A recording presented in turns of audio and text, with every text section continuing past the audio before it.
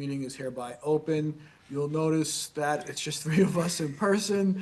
Trustee Taylor is appearing virtually from a previously noted location that's publicly accessible. Trustees Galen, Rosenberg, and Patino are hereby excused, so we do have a quorum enough to go forward with the meeting, so we will go forward with the meeting. And can we all rise for the Pledge of Allegiance? I pledge allegiance To the flag of the United States of America and to the republic for which it stands, one nation, under God, indivisible, with liberty and justice for all. Okay, the first item on our agenda is a public hearing regarding the 2024-2025 tentative budget.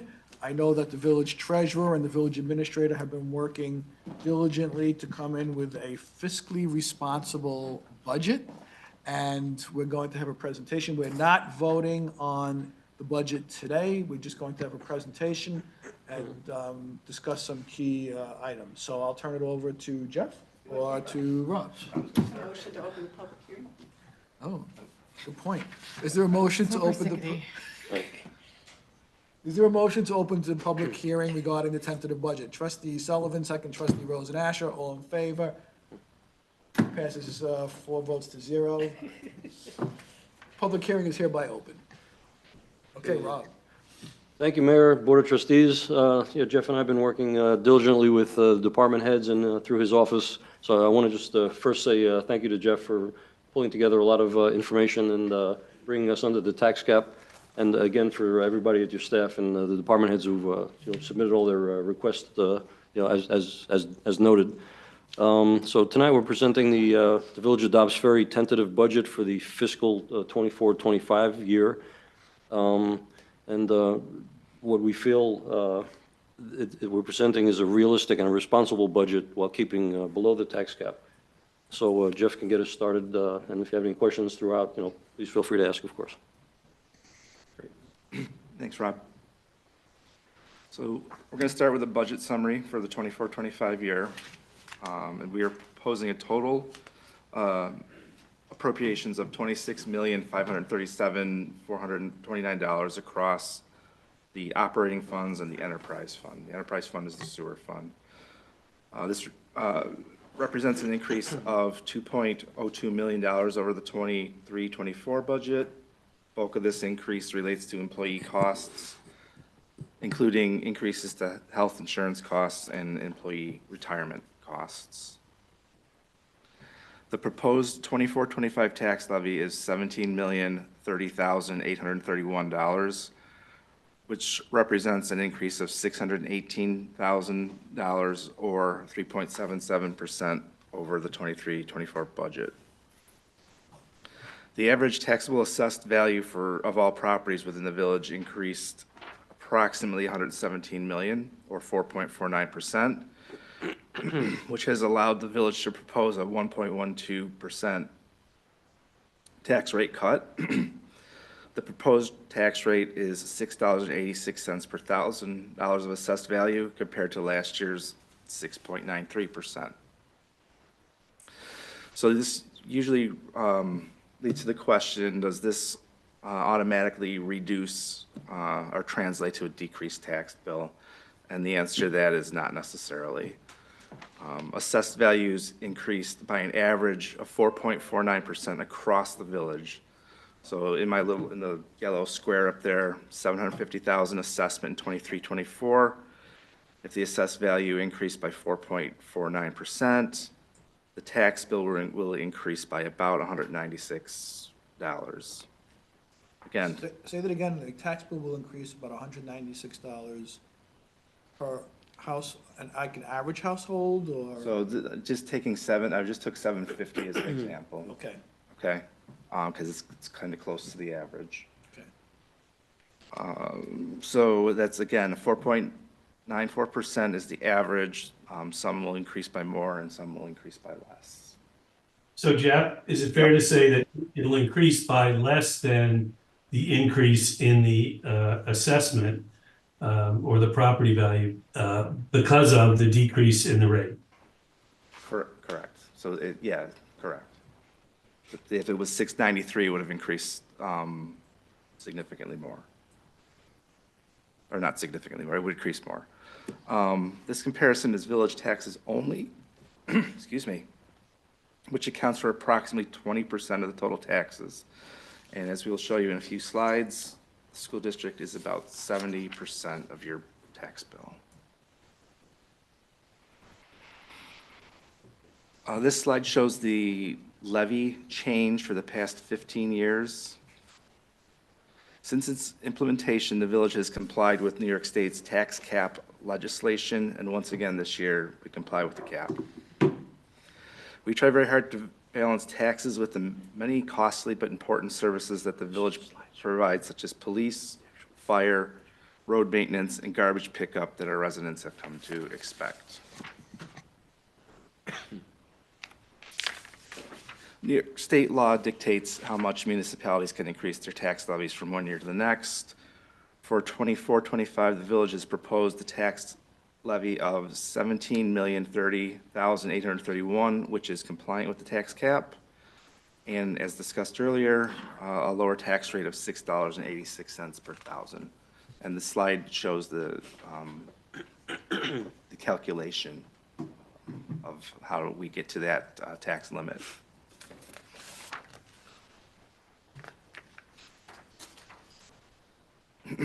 This slide shows the taxable value over the past 14 years. We can continue to discuss the increase with the assessor to maintain a good understanding of why the assessment changes year over year. The assessment process is complicated.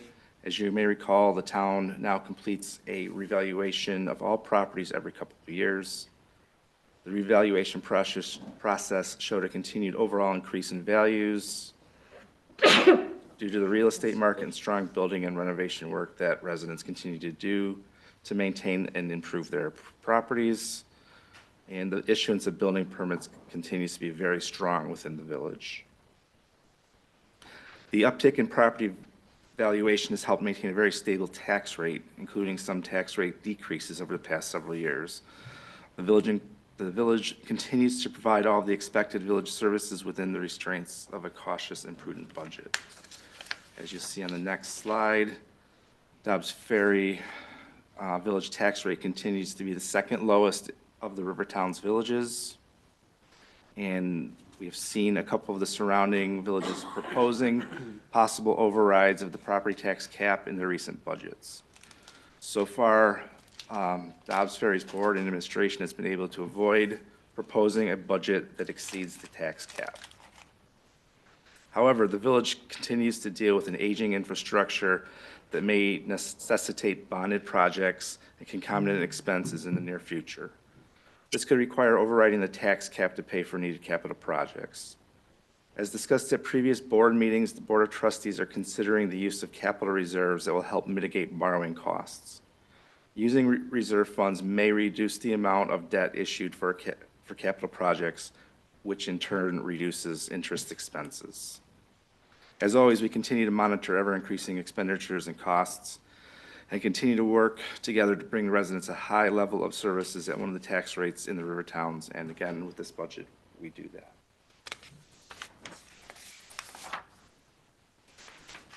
As you see on the next two slides, employee benefit costs continue to be a significant expense to the village.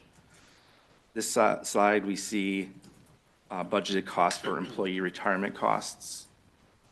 Retirement system costs can vary from year to year due to fluctuations in areas such as the economy, stock market, and state mandates or requirements. The rates could continue to trend upward in the future. However, over time, the village will inevitably see the retirement of some longtime village employees, and this helps village taxpayers as they will most likely be replaced by an employee in one of the retirement tiers that requires larger contributions from the employee and a much lower village contribution for that employee.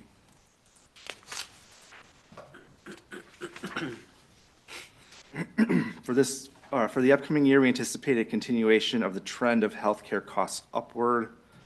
We have worked with the unions and have been able to negotiate higher employee health contributions as new employees progress through their career at the village. Although the higher contributions do improve village expense, this is an area the village will continue to look at in an effort to control this ever-increasing village expense.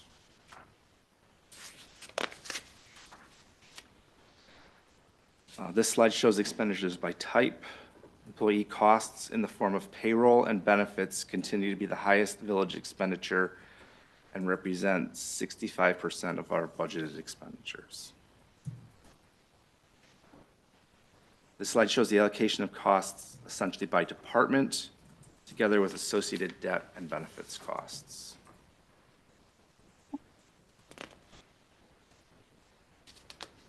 Public safety is one of the largest components of every municipal budget, and with the expense primarily reflected in personnel costs and employee benefits.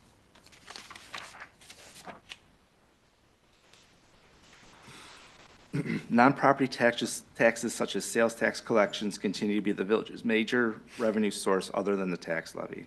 Recent increases in the sales tax rate have proven to be a real benefit for the village. And again, this year, we anticipate approximately $3.5 million in non-property tax collections. The trend of revenues and expenditures continues upward. Personnel costs, once again, are a large portion of the increase because of contractual cost of living adjustments and increasing cost of employee benefits. Again, we continue to work to contain all expenditures within the village's budget.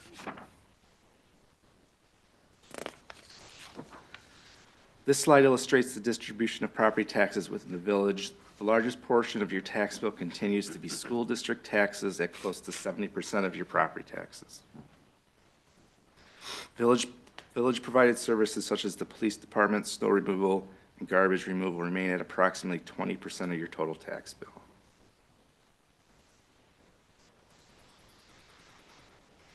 The next two slides show how the general fund's unreserved fund balance has been trending for the past 16 years.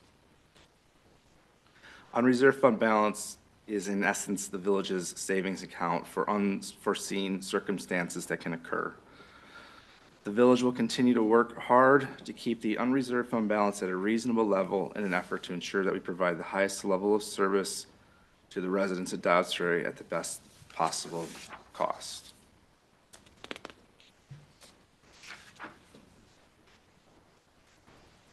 New York State monitors all local governments and school districts' financial condition to ensure that they are fiscally sound.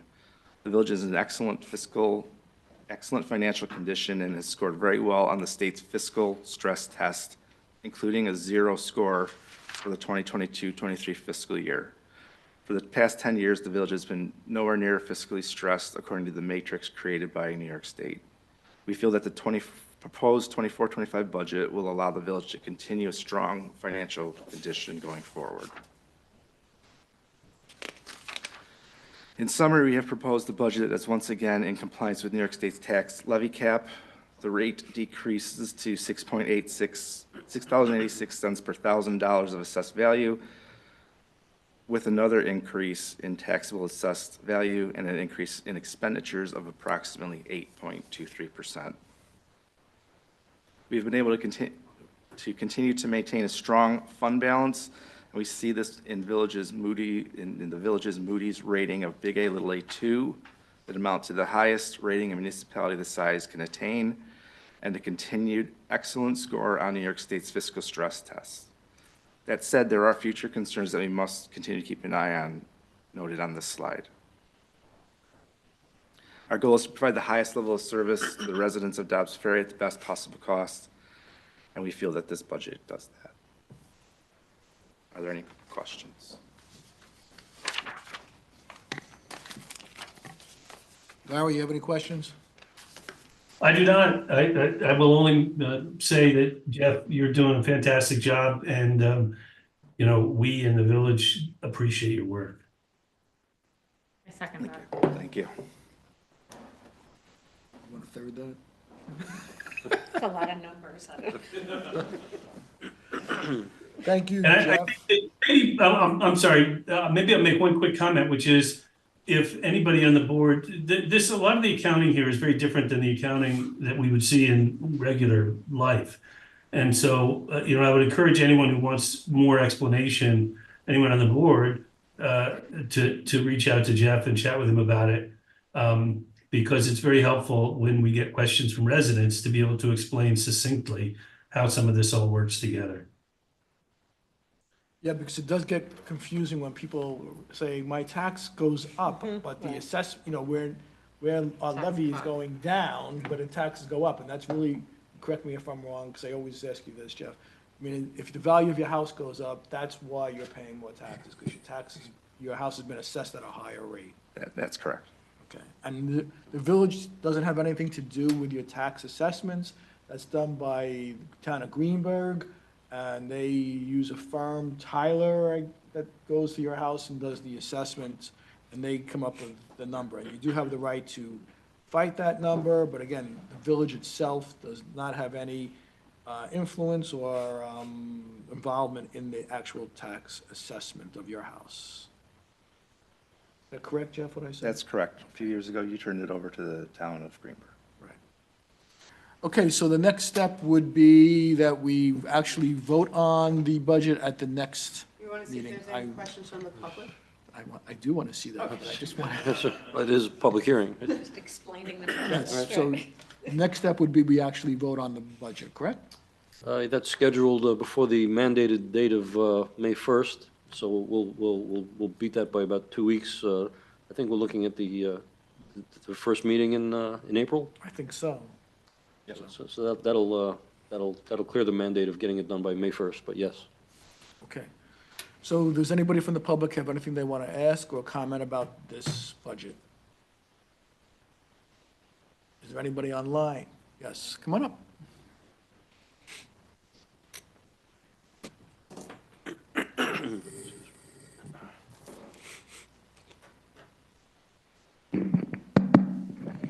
So first, the accolades. Patty Steinstetter from Dobbs Ferry. I think Jeff really has done a great job with this. He's got an understanding of what our village needs and how it works. And I think the trustees also are very concerned about these issues. What I'm not, it's not that it should be part of this necessarily, but I just want to make sure we don't lose it on the radar. We're trying to figure out ways of making Dobbs Ferry a more complete place that is more affordable for more people. And we've talked about ADUs and things like that. One of the questions that came up in Hastings at their meeting for the ADUs a couple of weeks ago, which I attended, was who decides the ADUs have to pay taxes, don't have to pay taxes? My understanding is that's a village decision, even though we've turned this over to the town of Greenberg. It's the feeling in Hastings, at least, and they're different people. They're down south of us, it's a whole different world. The feeling that they had was it was a kind of feeling of taxation without representation. Because if we want to do something that makes it more viable to have those things work, because it doesn't make much sense for somebody to add an ADU if they're trying to have that help them with their taxes, if their valuation is going to go up significantly. And when I asked that question at Pace of Edie on the stage, she was pure Edie. She laughed and she said, I'm going to try and get as much money as I can.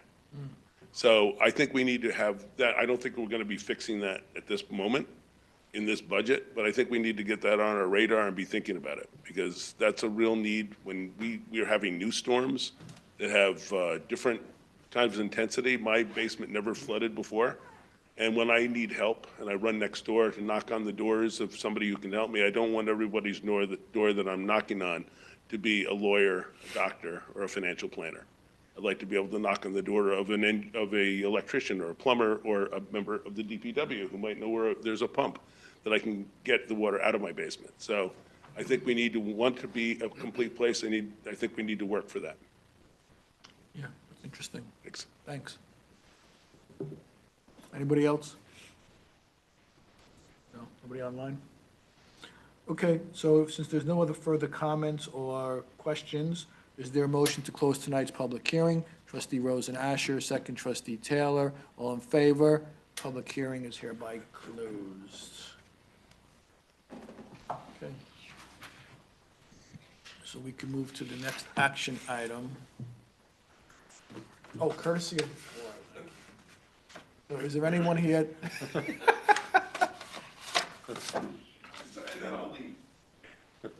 Yeah, I promise. don't know what that guy was talking about a minute ago, but you've got a resolution on tonight that I just wanted to note.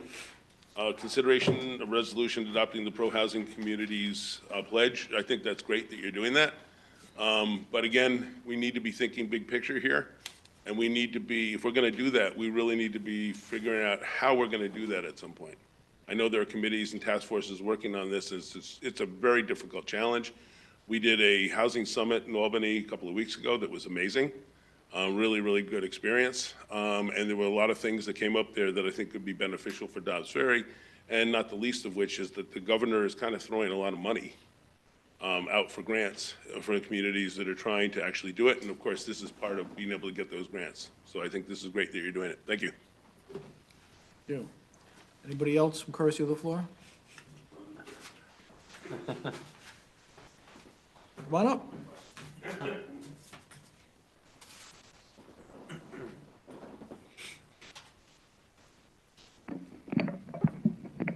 Good evening, Mayor and Trustees. Luke Mellon, resident of Dobbs Ferry.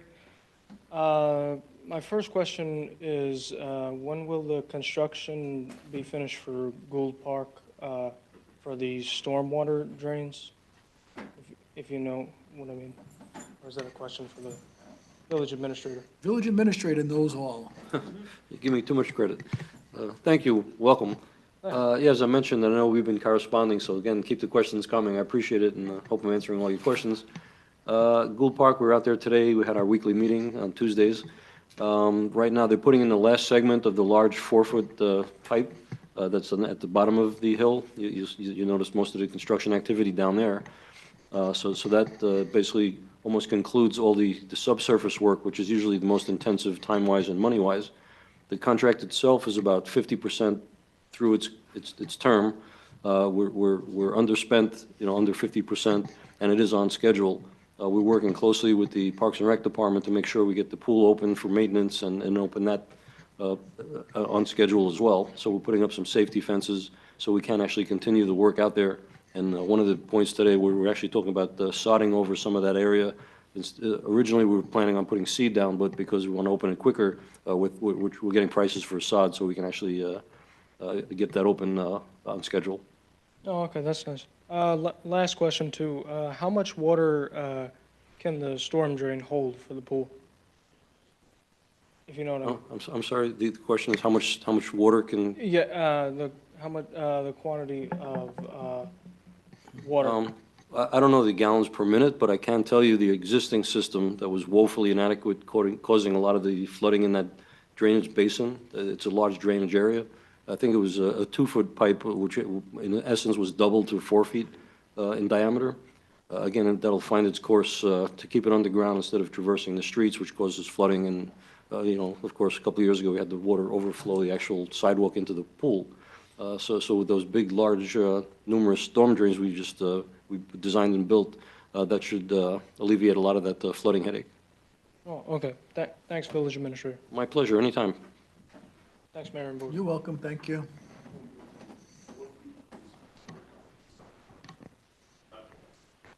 Is there anybody online? I'm sorry, did I misquote that? Okay.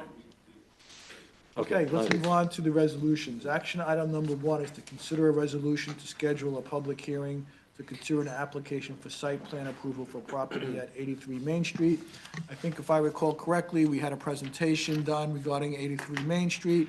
We referred it to the planning board for their review and their input. The planning board did issue a resolution approving recommending approval of the building. It's regarding a barn, if I remember correctly, right? So now it comes back to us because of where it's located.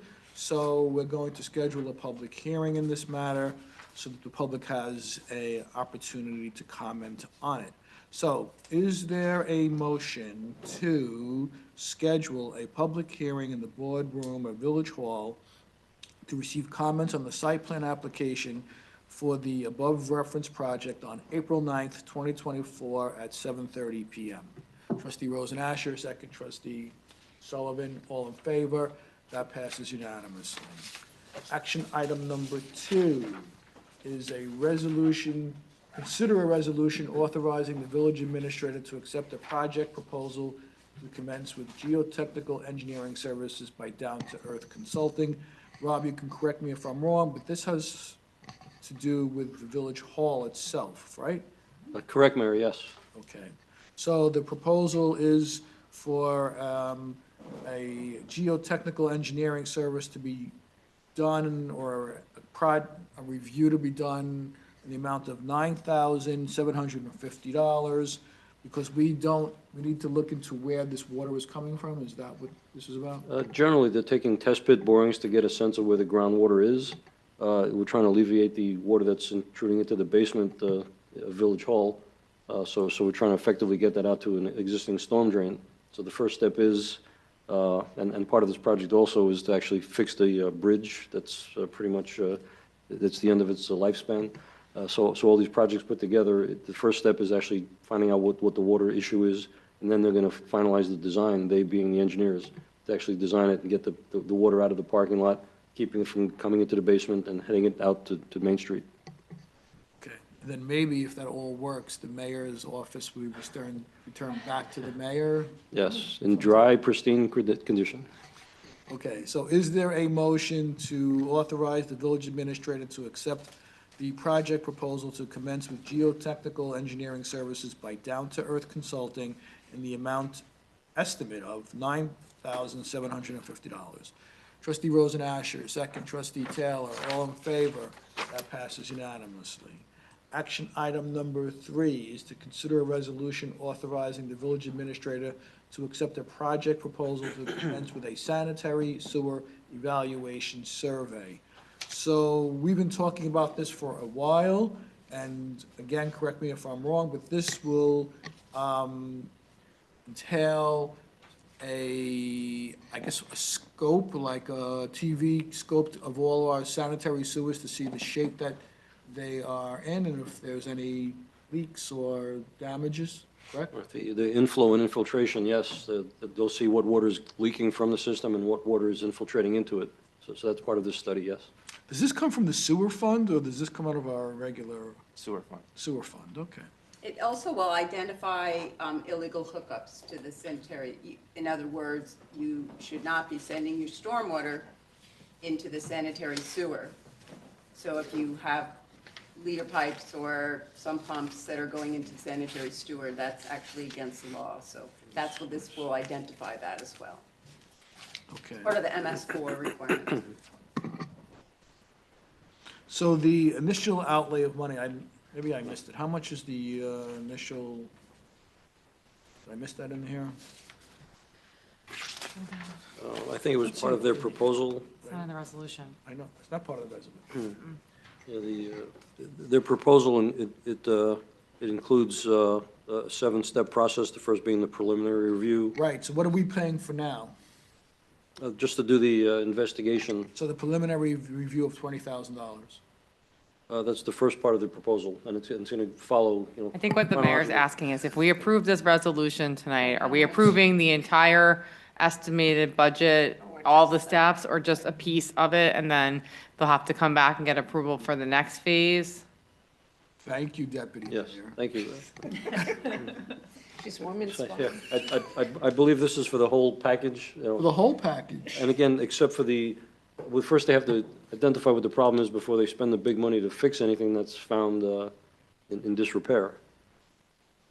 So there should be a dollar amount not to exceed in this, and if it's phased, Yeah. it should specifically authorize a phase or 2 phases or up to phase X. Yeah, I mean, I think it's hard to vote on this resolution with such a vague number. It's like 245 to 285, there's a T&E, I don't know, and it doesn't seem like if one phase is done and there are certain results, do we necessarily need the second phase or the third phase? Are we okay if we just did the preliminary review, or is that, Or I would recommend at least the first 3 stages, because that's really the investigation portion, the review, the flow monitoring, and the analysis of the data. that's $55,000. So how do we feel about doing that? I'm okay with it. I agree we shouldn't do the whole thing in some vague terms. This is also going to help us, hopefully, if I understand it, get on top of some of these whack-a-mole, kind of sewer problems that have led to a lot of, digging up of roads and other issues in the last little bit of time. Exactly. We're trying to do preemptively because it seems like every week or at least every month, there's new sinkholes forming for any number of reasons. Right, this is the sinkhole one, right, the preventative sinkholes? No, Well, this is, this This is is not- sanitary, this is sanitary sewer. The sinkhole is the storm management. That's the I think it's stormwater number one. I 5. that's the next That's proposal. Number 5 is the one I've been pushing for over a year. Number 5 Yes. is the stormwater management. This Okay. is the sanitary sewer, which is part of the new requirements. And if we for- discover that somebody is illegally hooked up to our sewer, we can stop them and force them to stop the hookup? Yes, I believe our code provides for that, for the Yep. illicit discharges. the county, the Department of Health code does too as well. Okay, so I'm going to vote on, we're going to vote on this modified version of this. So is there a motion to authorize the village administrator to accept project proposal to commence with a sanitary sewer evaluation survey, phases 1 through 3, in the amount of $55,000? Trustee Rosen Asher, second trustee Sullivan, all in favor. That passes unanimously. Action item number 4, we're going to table, because that's the GIS services, which, Rob, you're going to get more information from the engineer, Anthony, to tell us what other communities are doing it and how it's working for them and the benefits of it. Yeah, and Mayor, while I had a minute, I texted Anthony, our engineer, and he got back, he said there's 3 or 4 municipalities are actually in the same step that we're in, so in terms of experience, this is kind of new. But again, we're going to look further out this just to see, I can network with all my 43 municipal colleagues, and I can get a better answer for you. Okay, so we'll table that till next time. Action item number 5 is to consider a resolution to authorize the village administrator to go out to bid for CCTV inspection of the village storm drain system. So what does this involve exactly? Okay, this is a large portion of the package. In here are the actual specifications for the consideration to go for bid to actually televise and inspect the village storm drain system. So this is ready to go in terms of, we can bid this out pretty quick and get a handle on what the shape of the condition of our storm sewers are, village-wide. Okay. Well, this is like trustee Sullivan said, we've been looking to get this done for a while now, so this is be a good start on that. So is there a motion to authorize the village administrator to go out to bid for a CCTV inspection of the village storm drain system? Trustee Rosen Asher, second trustee Sullivan, all in favor, that passes unanimously. So when we put this out, do we have any, do you put a date on when when the bids will come? Yeah, generally, a bid this size would probably take a good 3 weeks to age out there to get the qualified bids. I can speak to Anthony to see what the timeframe would be to get this out and how long it would actually take to get the proposals back. Okay, so the notice to bidders that we have here is just, you will fill in the information, the details of, Correct. okay. Action item number 6 is to consider a resolution adopting the Pro-Housing Communities Pledge. We had spoken about this previously, and the village planner, Valerie Menestra, has commented on it, and based upon her input, I think we're ready to go on this. This will help us, as Patty alluded to, this will help us be eligible for perhaps more grants, more money, more help to increase our housing stock, which, like most communities, we are in desperate need of housing, so people could stay here, so people could move here. So we really do want to encourage the broad range of housing development that we've been looking into lately. So is there a motion to adopt the Pro-Housing Communities Pledge? Trustee Rosen Asher, second trustee Sullivan, all in favor, that passes unanimously. Does anybody else want to comment on that? Okay. Action item number 7 is to consider a resolution to remove on-street loading zones as recommended by the chief of police. Rick, do you want to come up here for a second and just talk a little bit about this?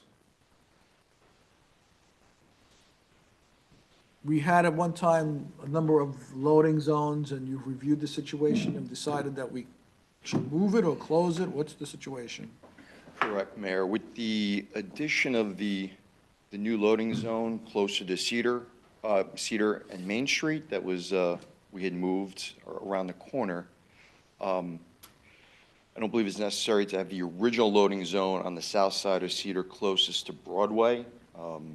The initial instructions when we first put that into place was no more than one loading zone on each side of the street. So at this point, I'm recommending some housekeeping, just removing the original loading zone on the south side of Cedar closest to Broadway, return that to regular parking, as we have the new loading zone on Cedar closer to Main that makes up for that. So that's all that request is. Okay, and we're going to get 2 full-time parking spaces back because of that, right?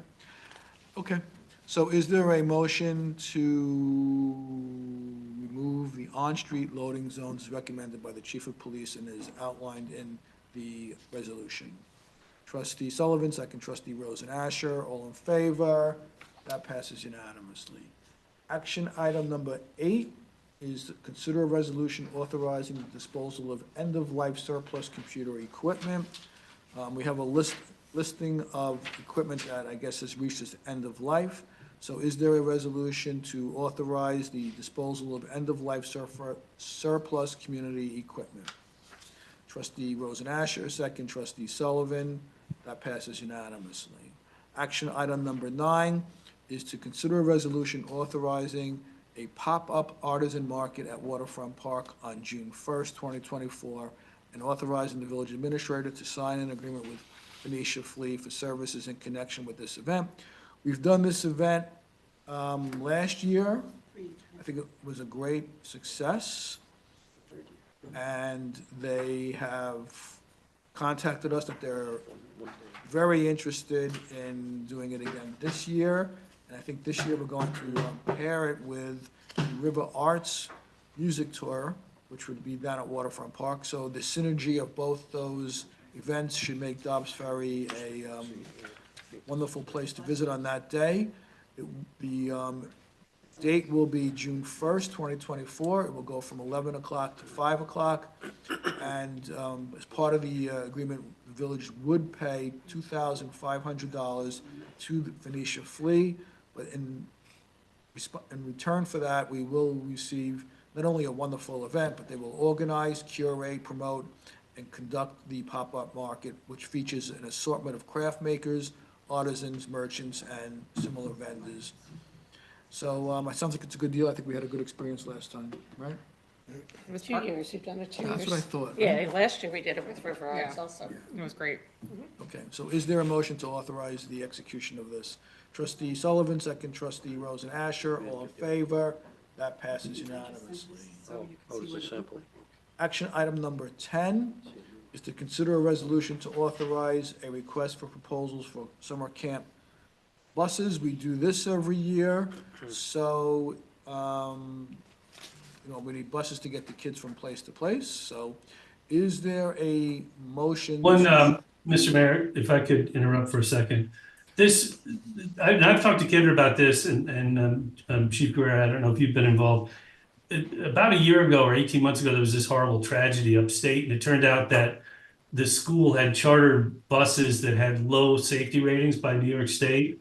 And so I just think it's very important. It doesn't necessarily have to be in this resolution, but that we make sure, and she has been, I think, in the past, but that Kendra is focused on making sure that the buses have appropriately high safety ratings. Yeah, that's a good point, and I'm sure that we should make that as part of our due diligence when we go forward.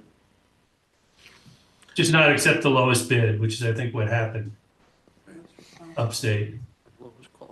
Lowest responsible bid, lowest qualified bid, and part of that would be that they have safety. Right, okay. Thank you. Okay, so is there a motion to authorize a request for proposals for summer camp buses? Trustee Rosen Asher, second trustee Sullivan, all in favor? That passes unanimously. Action item number 11 is to consider a resolution authorizing the village administrator to enter into an agreement with Shamrock Amusements for a carnival at Waterfront Park from July 4th to July 7th. We did this last year as part of our sesquicentennial. Did I say that right? I Very don't good, know. phone. And it was a great hit, it was a great success, and we want to keep that momentum going. We really want to have things going at Waterfront Park, so this is part of that plan.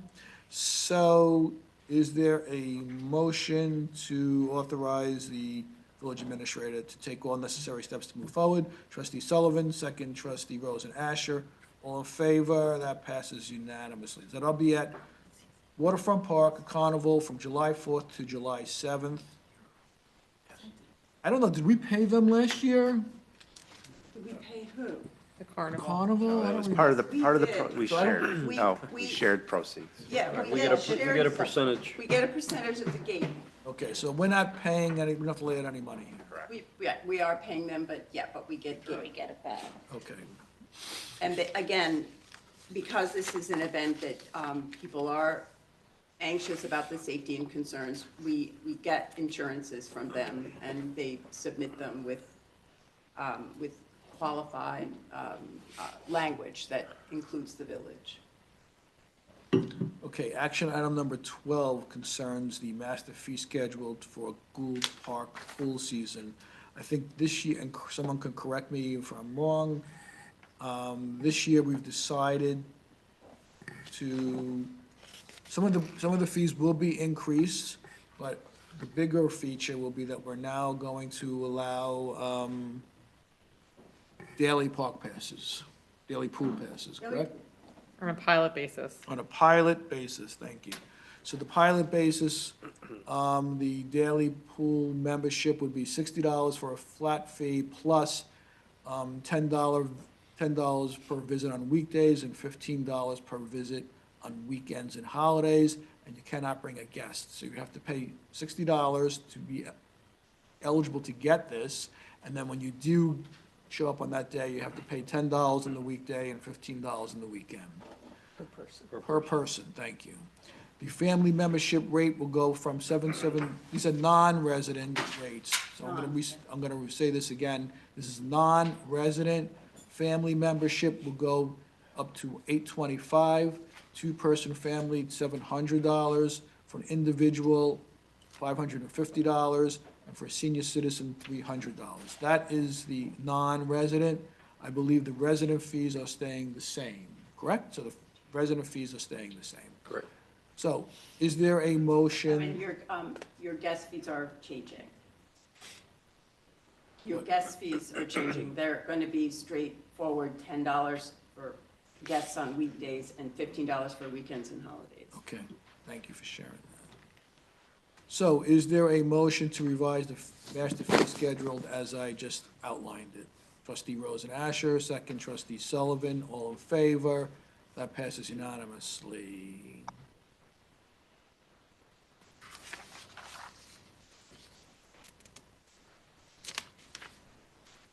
Oh, okay, so action item number 13, what we're doing is revising the master fee schedule regarding the recreation fees of 2024.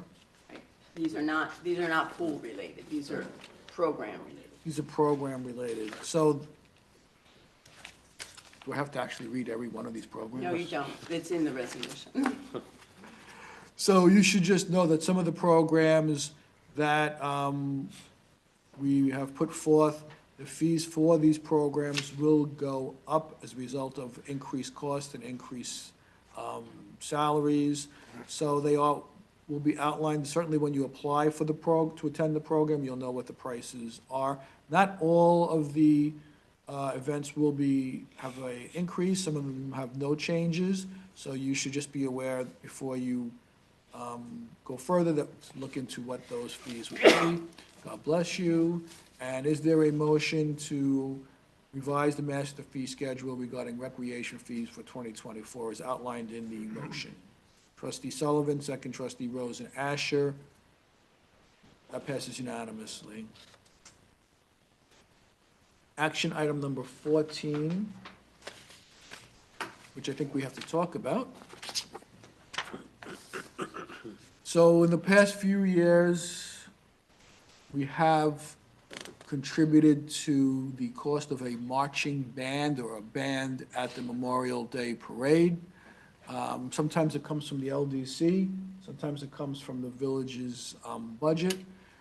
This year, again, we've been asked to put forth and contribute $1,400 to the band, cost of a band for the Memorial Day Parade, which will be held on May 27th, 2024. So is there a motion to contribute funding for the operation of the Memorial Day Parade, specifically for the cost to hire a band in the amount of $1,400? Trustee Sullivan, second trustee Rosen Asher, all in favor. That passes unanimously.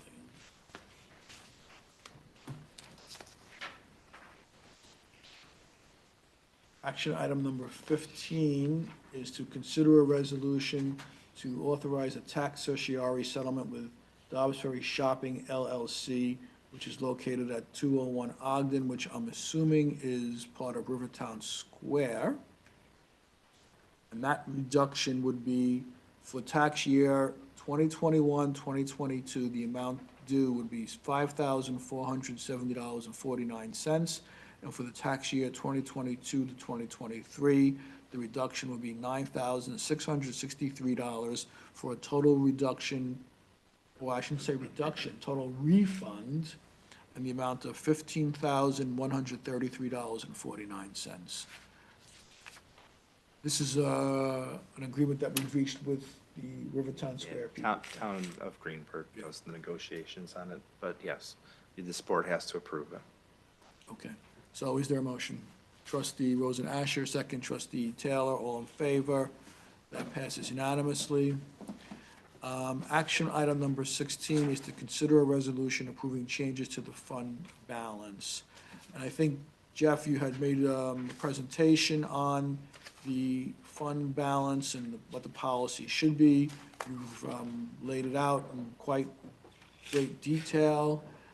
Do you want to just very, very quickly give us just what the highlights of that are? Sure. So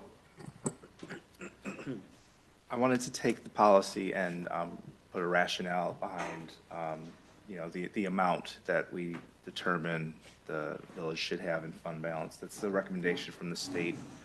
So, and beyond, in addition to that, recommend putting verbiage for capital reserves and how to justify the total amount of money that we put into capital reserves going forward as you approve them, if you approve them.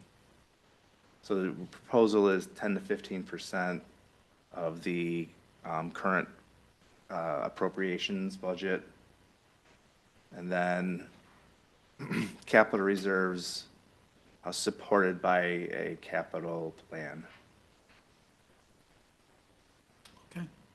And now we have a good written detailed policy regarding that. So is there a motion to approve changes to the village's fund balance policy? Trustee Taylor, second. Trustee Rosen Asher, all in favor. That passes unanimously. And along those lines, we have resolution number 17, which adopts a reserve funds policy, which, Jeff, you kind of touched upon, right? Yeah, basically, it's just the procedures on how to establish it. Right. So again, this is all part of keeping Dobbs Ferry financially and fiscally sound, but also to use the fund balance in the appropriate way.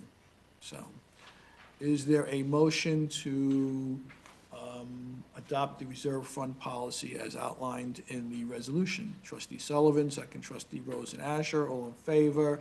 That passes unanimously. Action item number 18 is to consider a resolution approving the audit of claims as submitted and recommended by the village treasurer. Jeff, is there anything that we should be aware of that stands out? Nothing unusual. Okay, so is there a motion? Mr. Mayor, I'm not sure, the package that I had, and I also looked at the public package, does not seem to have the line items, line by line. Is That that? is true. I don't think it did either. So we wanted to remove the public, that was supposed to have been included with the trustees package. Okay. Is that a new policy or no? Yeah, yeah. Yeah, That- Backup for the, I can't hear what you're saying, Jeff. Rob, can I explain why? yes, it's, Okay, please. yeah, so we believe that, and somebody looked on the website and noted checks that were larger dollar and removed them from the US mail. So we don't want to include that on the public, documentation anymore. I don't understand. You mean, So, the documentation that was going to the board packet said, had a vendor name and a dollar amount. And, we had 2 checks, large dollar, that were removed from the US mail. And somebody tried to change the, payee, correct? Yeah, that's So- disturbing. yeah. So Were they mailed at the post office or were they mailed? we take them inside the post office and drop it into the mail slot inside the building. It's happening everywhere. It's happening, yeah, we should get away from checks. And I It's believe, happening everywhere. It's a big issue in the county. and I believe the police were taking action to follow up on, the origin, destination of, where this happened. It's happened twice in 2 weeks.